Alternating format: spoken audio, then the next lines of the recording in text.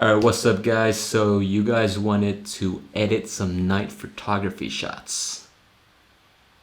I can help you out.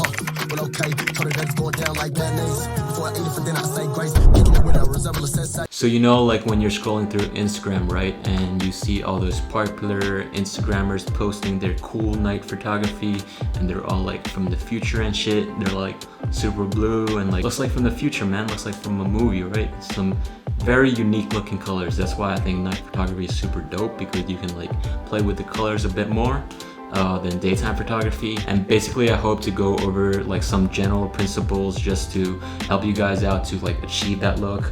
I am gonna be releasing a preset at the end of this video. Hopefully it's like a preset that can work with most night photography shots, but like with most presets, it's not like tailored to a specific exposure or white balance, so you might have to change that. Okay, so this was a picture I took in Hong Kong at nighttime, and then we're just gonna start off at the top. So we're gonna make it way blue, and you're gonna see why later. So 2000, that's pretty blue, but I think we can do better than that. 2800, yeah, that's pretty blue. And then we're gonna reduce the contrast because it's a night shot, just a little bit. And then we're gonna correct the exposure. So I usually raise the whites just to make it a little more punchy. I'm gonna reduce the clarity and then dehaze it a little bit, just to make, I reduce the clarity to make it a little bit more dreamy, especially like those night shots. I think it's pretty cool. And then dehaze it just a little bit. And then blacks, just to make it a little bit more punchy.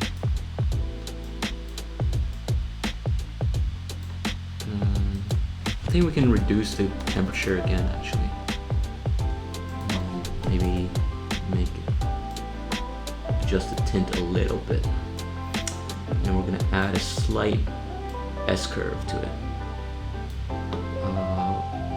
For night shots, I don't like raising the blacks too much. I don't like the faded look.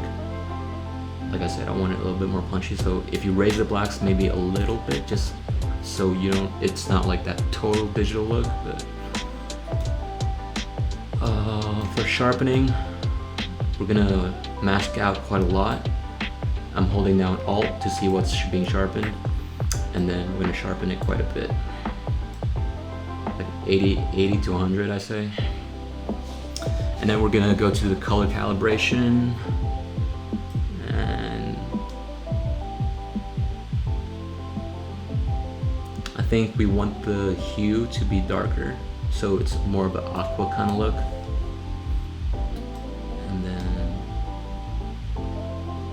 reduce the hue of the blues just a little bit, just so we get the aqua look again. And then for the shadows, I think we're gonna add a little bit of magenta to the shadows, because it kind of goes with that cool temperature kind of look. And lately I've just been inspired by the look of Euphoria, so add some of that magenta in. And then we're gonna go to split toning. So the reason I say to make it super blue, I mean, some people can like publish this right now, but we're just gonna raise the exposure a bit and then deepen the shadows a little bit. Okay, like I said, some people are okay with this shot right here, but we're gonna go a step above. And the reason I said that you could make it way cool is because we want to add some warm tones to the shadows. Like I used to add cool tones, but I think adding like warm tones to a cool picture adds a bit more dynamic, and it just like makes it a little bit more different, I think, and it makes it more interesting.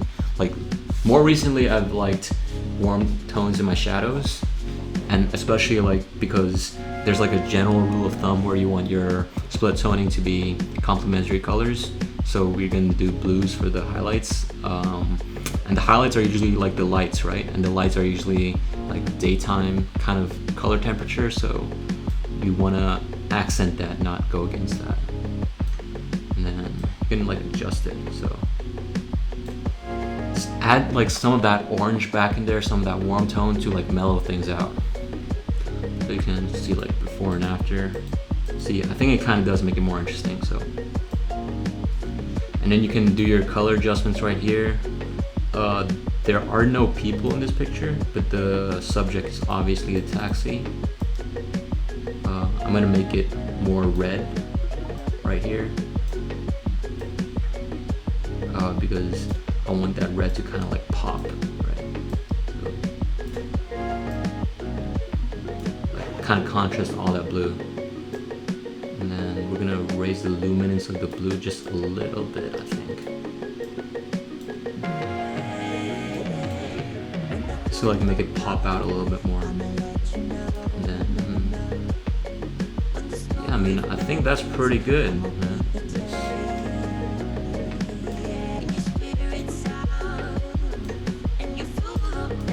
Yeah, that's pretty good. These color settings are like very specific to this one, so I won't include it in the presets, especially if there are like people in there, and like you want to get the skin tones correct. That's the most important thing. I know for this one I can like go a bit more crazy with the colors, but I'm just gonna reduce the saturation a little bit, and I think that's pretty much done. So that's pretty much it. I'm just gonna go one step further, and this was basically taken by Chris Howe. I'll link his video in the description below, but I'm just gonna go over it really quickly.